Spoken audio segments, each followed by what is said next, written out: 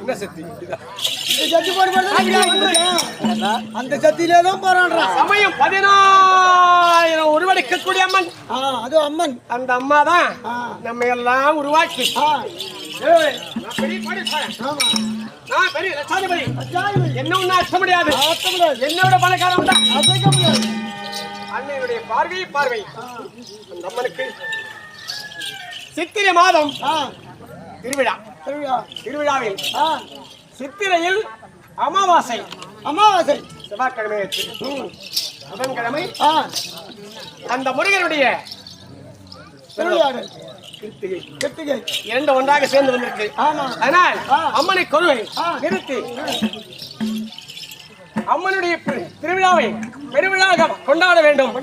அப்படி என்று இடையாறில் உள்ள ஆண் பெண்கள் தலைவர் நாட்டாண்மை உபத்தலைவர்